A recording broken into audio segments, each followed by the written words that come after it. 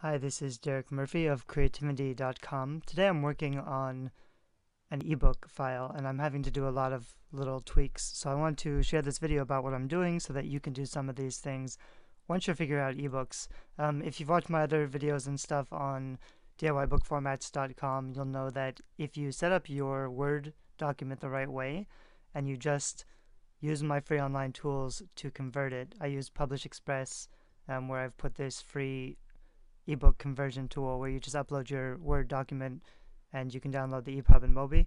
If you've done things just right and kept it simple, your EPUB and Mobi will be ready to go and you can just upload them on Amazon. The reason I can't do that with this book is, one, I have these images behind the text and that's not going to look so good on the ebook format, and also I have these drop caps, and drop caps, because they put them in this special little box, that's not going to line up well on an ebook. So those are two things I'm going to have to go through and edit out of my ebook. If I didn't want to deal with those issues, I'd just not include an image there, or at least not an image that's behind. If I wanted to put this like up here in the corner, that may be easier to move around. But in ebook, I can't just drag and drop things around where I want them like this. I would have to start using code to really dictate exactly where the image shows up, and that's pretty high-level advanced coding stuff. And for the drop caps, I would just remove the drop cap. If I wanted to do something similar, I could delete that drop cap and instead make it bigger. Something like, see, even that's not going to work because it's going to break the line height. So, but when I convert it to an ebook, that might work. Things are going to be a little bit different. But I'm not going to do that. It's hard to predict sometimes if you're new with ebook formatting how things are going to turn out. This is the ebook that I have opened up, but this is one that I've already edited. Most chapters look like this. And so you see the drop cap almost works, but it gets a little bit cut off. So some of the letters aren't displaying correctly. Some of the letters are kind of hidden because the box doesn't fill the space very well. And none of these are showing in the middle of the picture. They all show after the picture. So if I want to make it look good, I have to go through every chapter and fix it up manually. I could have also just gone through the Word document and made some changes to make it a little simpler so it would convert to EPUB better. One interesting thing that happens with my Word document, because I've already got these fonts, these special fonts. This is Bebest New. This special font is LHF Larcher, which I have on the book cover and in the title page. So you don't have to embed fonts in your ebook, but it can be nice if you don't do too much of it and if you make it look good.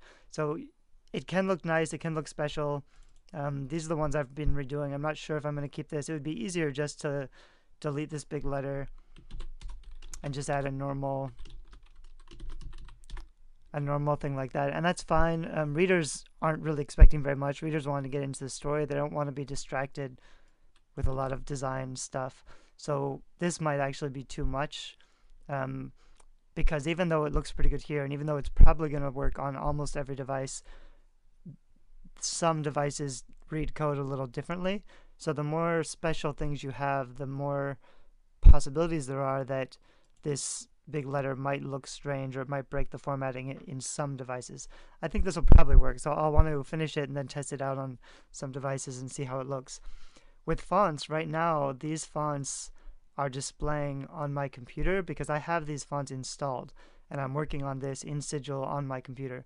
But if I just put this up as an ebook, if I convert it from Word, edit it in Sigil, even though it looked good, those fonts wouldn't display for other people because they don't have the fonts installed on their computer or they don't have it installed on their device. And so if you want to install fonts, you have to edit the code to add in the fonts. There are different ebook formatting tools that will do this automatically. If you use InDesign and you convert to an ebook, then they will automatically link to the right fonts and install the right fonts. But then you have to go through and strip some of the fonts out because you don't want the main body text to have font styles set, because you want your ebook to look like every other ebook on someone's Kindle reader. So you want them to use the default settings, and you don't want to override it with your own special formatting for the main body text. But if you want to add some fonts for like the chapter headings or the title page, that can work pretty well. It's not a big deal. I think a lot of traditional mainstream publishers don't embed fonts because it's just easier not to, and they want to make sure that the book is simple and works everywhere. It's better to have a book that works than one that's pretty on Kindle or Apple but breaks on Kobo or some other sites. However, if you want to embed the font, this is what you want to do. First, you have to go to your style sheet under styles, and you'll see in this is block 1, so it already has the right font listed in here, and that would display, it does display because I have this font on my computer, but it's not built into this EPUB file. What I have to do is add fonts in. These weren't here when I opened up this file. I had to go to add. I had to find the font that I use. I just put it in this folder so it was easy for me to find. I want to upload that font so that it shows up here. And then I have to add something to the top of my style sheet, which looks like this. It's at font face. It's kind of just a little rule so that when in the code I use this to designate the font, it's going to link to this, and that's the source, which is here. So I want to make sure that I can rename, once I've added the fonts, I can rename them and make them a little shorter. And then I want to make sure that I take this exact name, I can just copy paste it, and then I put it in here, the fonts folder, larger, best new, and I'll just copy it to make sure that this is exactly the same as the name of the font in the fonts folder. So then when I go through my style sheet, if I see something like English Gothic, the code is automatically going to look up here for English Gothic and then find the font in the font folder over here, and then it will display correctly. It won't display all the time everywhere because it's going to probably work on iBooks. It's going to probably work on most different Kindle applications and devices.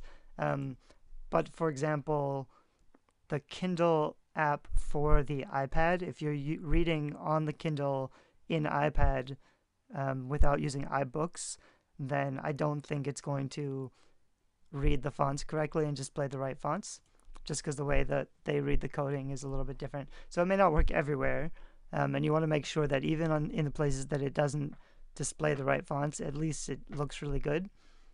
So you'll want to check, your file in a few different places. Mostly, I mean, for me, as long as it works in Kindle, I don't care that much.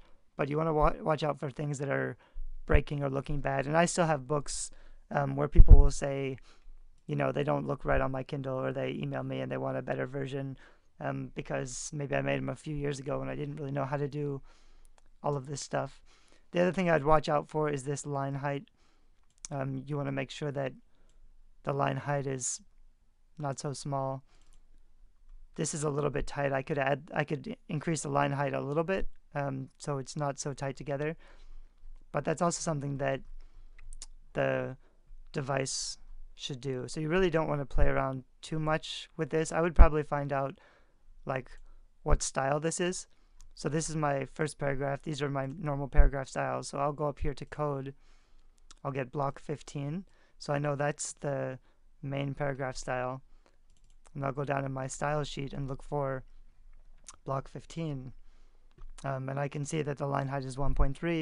The text indent looks okay. Text align is justify. This is probably fine. I might get rid of this color and block. I could just delete them. And probably things are going to look about the same. I'm not sure what chapter I was on. Maybe this one. Things are going to look about the same, but then it won't be a specific color. So it'll you want it to look how it's going to look for a default setting for their Kindle device. So it's going to look like every other book. And the more special coding stuff that you have in here, it's going to look just a little bit different or off. So you want to be aware of that for your main body text. But then for this stuff, this is just not going to work. If the if the drop caps are really hard to pull off, so it's going to look funny. What I've been doing is just deleting it from the drop cap and then pasting it back again. And it actually didn't work that time because you're getting into the code. Sometimes when you copy paste, it'll take different parts of the code. But I can take this one, which I've already done, and then delete this and add that in. Oops. And for this, I'd have to delete all of these, and then I have to play with the spacing a little bit. There's also some things like this is block 12, so I could go into block 12, and it tells me the font size is 72. There's a line height of 32. There's a margin of 87. So if I wanted to change the spacing, because this is a little bit too much spacing for an ebook. It probably looks okay, but I could probably get away with less spacing up here on top and a little less spacing down here in the bottom, because you don't want, like for a device, you don't want the number 30 showing up all by itself. Like if they're reading on an iPhone screen, that might happen. So you want some spacing, but I could probably cut the spacing in about half. But to do that, I would have to go into the style sheet. I'd have to find out, that this is block 14. They might not all be the same blocks. So if I know that block 13 and block 14 are both that chapter number, I want to make sure these two are exactly the same. It's kind of weird because this one isn't. But anyway, so those are some things that I'm doing. Once you have to figure out what's going to work for you first, and then you want to embed your fonts if you want to use fonts. And then it's going to be a lot of going through manually and fixing all the chapters. The other option here, I could have added these as images, but I would have had to go through my Word document, and I would have taken a screenshot of just this, but I would have had to take 46 different screenshots. That's 46 images. They're going to be small, but still, if you put 46 images in your ebook and then you have to go through every chapter and add the right image, you can do that if you really want your ebook to look exactly like this, exactly like it does in your print book.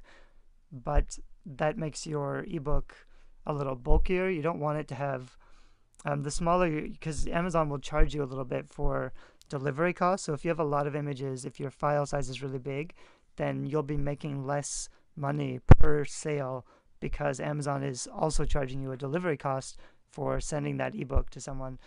So you want to be aware of your file size. You don't want to put in a lot of images if you can help it. It would have been fine if I just used this one image and repeat it a bunch of times.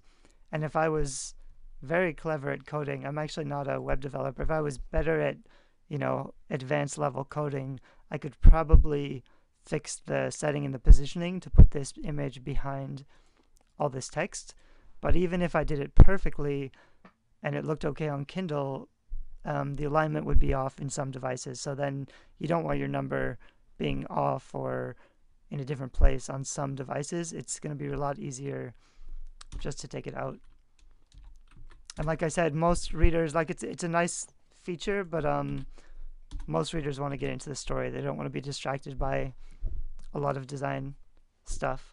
So if you're doing all this stuff yourself, I hope this video helped a little bit with some of the basics, like installing fonts in Sigil. But if you get really into high-level, hardcore coding stuff in Sigil, when you get into the code, if you don't know exactly what you're doing, it's easy to break your ebook file. And before you finish, you want to hit this validation check mark up here. And it will go through and tell you what's not working on your ebook. Because if you're trying to convert it to a Mobi file after this, it may not convert well, or it may not look good on some devices. These are all the things right now, all the problems right now that I have. There's not that many actually. And I can go through and figure out what this problem is and get rid of it so that this doesn't show up. You're going to try to want to do that before you convert to an ebook, because it's easy to have problems on some device. So as best as you're able, try to keep it simple. You don't have to embed fonts. You can make it look really good and clean without doing anything special or decorative. But it's kind of nice to add a little bit of flair if you can get away with it, and as long as the book is still going to look good on all platforms. Okay?